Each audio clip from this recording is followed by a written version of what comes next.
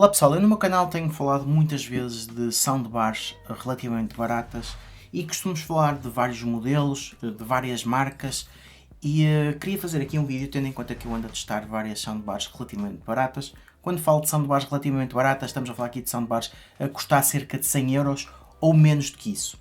E então eu queria fazer-vos aqui um vídeo para quando vocês estão a pensar em comprar uma soundbar assim barata, quais são as considerações que vocês devem ter em conta para depois poderem optar pela melhor soundbar para vocês?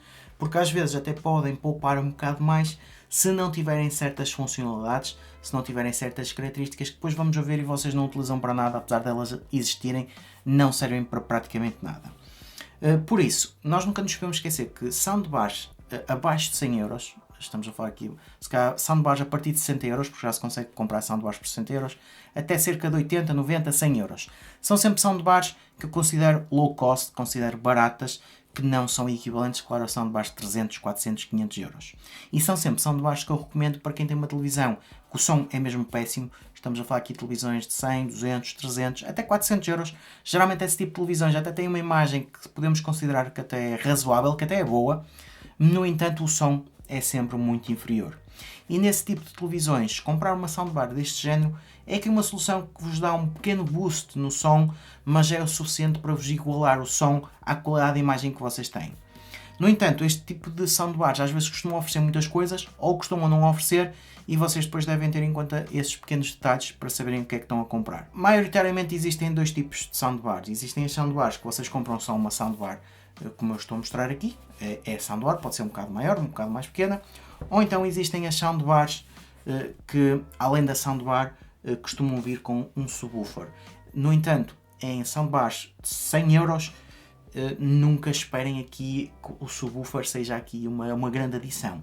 É claro que faz sempre uma diferença, mas depois também tem que ter em conta que tem que ter a soundbar à frente da televisão e depois tem que ter um sítio para colocar o subwoofer. É claro que eu preferencialmente prefiro comprar uma soundbar com o subwoofer, porque por muito fraco que o subwoofer seja, dá sempre aqui um pequeno boost naquela parte do bass, naquela parte das explosões, quando estão a ver um filme, vão ver que faz uma pequena diferença. É claro que não é uma diferença significativa comparativamente sempre, como eu quero sempre evidenciar, com soundbars e com subwoofers muito mais caros. No entanto, a primeira escolha é isso. É se vocês querem ter uma soundbar simples, em que o som vem da televisão, vem de frente, ou se querem ter uma soundbar em que o som vem de frente e depois têm colocado um bocado ao lado, no chão, um subwoofer que vos vai dar um bocado mais de envolvência quando estão a ver filmes. Claro que se o subwoofer não faz muita diferença, se maioritariamente vocês só veem televisão, até nem veem filmes de ação, portanto aí pode não fazer a diferença. Portanto, isto é a primeira escolha que vocês devem ter em conta, é com subwoofer ou sem subwoofer. Depois, para mim, a segunda escolha que vocês devem ter em conta é o tipo de ligações que vocês precisam. Portanto, a maior parte das colunas tem HDMI ARC, tem o áudio óptico e tem o auxiliar. A maior parte delas tem. Por exemplo, esta tem essas três ligações, esta que eu estou a mostrar só tem, por exemplo, o auxiliar in e tem então o áudio óptico, não tem o HDMI ARC. Para quem é que isto então pode fazer a diferença? Para quem tem, por exemplo, HDMI ARC, a meu ver é a melhor escolha a fazerem neste tipo de soundbars, porque vocês ligam à vossa televisão, se a vossa televisão tiver HDMI ARC, e quando vocês ligam a televisão, a coluna liga com a televisão. Quando vocês desligam a televisão, a coluna desliga com a televisão. Quando vocês aumentam o volume na televisão e diminuem o volume na televisão, isto utilizando o comando da televisão, vocês também conseguem aumentar e diminuir o volume na coluna.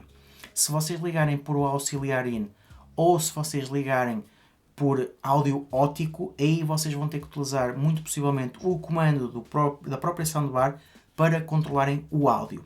Portanto, só o HDMI ARC é que consegue fazer o controle direto pela televisão. Agora, se nós estamos a falar que vocês ainda têm uma televisão que nem tem HDMI, ou que não tem o HDMI ARC, mas tem, por exemplo, o áudio óptico, se calhar não precisam de ir para uma soundbar que tenha HDMI ARC. Podem ir para uma soundbar que só tenha, por exemplo, o áudio óptico e o auxiliar. E aí, nesse caso, se calhar conseguem poupar um bocado. No entanto, a minha recomendação seria sempre para vocês irem para uma soundbar com HDMI ARC, porque assim podem eliminar quase por completo o comando da própria soundbar. Não se tem que preocupar com esse comando. Por norma, nas que têm HDMI ARC, vocês têm o comando e só o precisam para, às vezes, mudar o equalizador ou fazer alguns ajustes para o áudio do subwoofer, para o volume do subwoofer, para fazerem esses pequenos ajustes. e pouco mais. E às vezes para mudar a fonte, se vocês quiserem utilizar Bluetooth, se quiserem mudar para o auxiliar, dependendo do que vocês têm. Depois vamos aqui aos extras que muitas soundbars costumam oferecer. Muitas soundbars costumam ter, por exemplo, o Bluetooth, em que vocês podem facilmente ligar o vosso smartphone.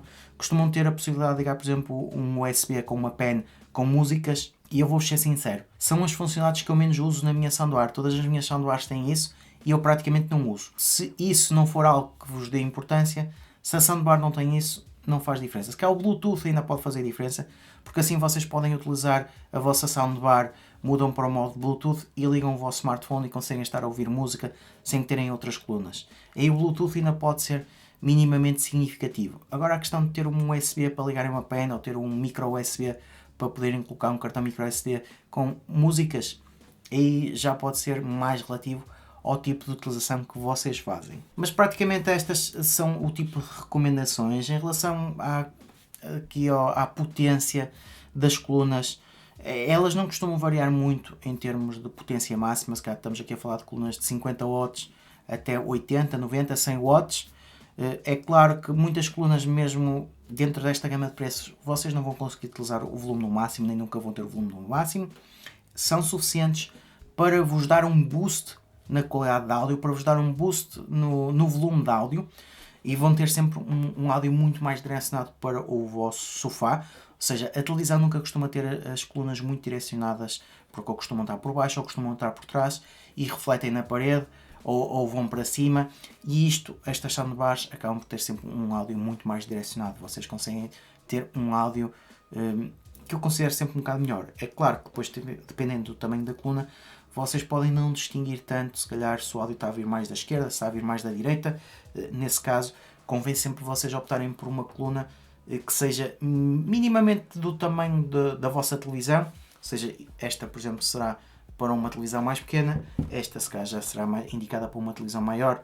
Aqui estamos a falar de uma televisão se calhar 43 polegadas para cima, até cerca de 50 polegadas, possivelmente. E aqui já estamos a falar de uma televisão de 32 polegadas até 43 no máximo, que é para vocês sentirem sempre que o som está a vir direcionado da televisão. Depois disso, existem estas colunas híbridas como esta que eu tenho aqui. São sempre soundbars, como eu estava a dizer, que são suficientes para quem tem uma televisão barata. Fazem a diferença. É claro que não podem pôr também a coluna no máximo, senão o som vai ficar um bocado distorcido, mas para utilizar com uma utilização que eu considero razoável, dá sempre um boost mais do que suficiente à televisão. E depois é uma questão de terem em consideração estes pequenos detalhes, se querem ter os pequenos extras ou não, e depois podem às vezes poupar um bocado mais dinheiro ou gastar um bocado mais dinheiro. Agora, claro que se você já tem uma televisão de 700, 800, 1000 euros, 2000 euros, aí já tem que ir para um sistema de som muito melhor. Não se esqueçam que estas colunas baratas só servem aqui para dar o sistema estéreo, um sistema simples, não vão dar Atmos, não vão dar Dolby Digital, não costumam ser homologadas para esse tipo de áudio, é mesmo para vos dar o estéreo.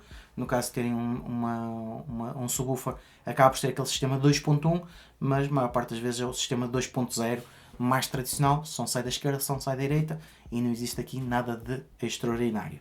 No entanto, para quem tem televisões que o som é relativamente fraco e mau e notam que o som não sai bom, isto costuma fazer a diferença e costuma ser aqui uma boa adição para a televisão, para quem não quer gastar muito dinheiro. Para quem pode gastar muito dinheiro no que toca a áudio, convém sempre ir para coisas mais caras. Portanto, pessoal, já sabem, se tiverem alguma questão, se tiverem alguma dúvida, deixem nos comentários. Subscrevam o canal para que eu tenha a receber novidades e vemos no próximo vídeo.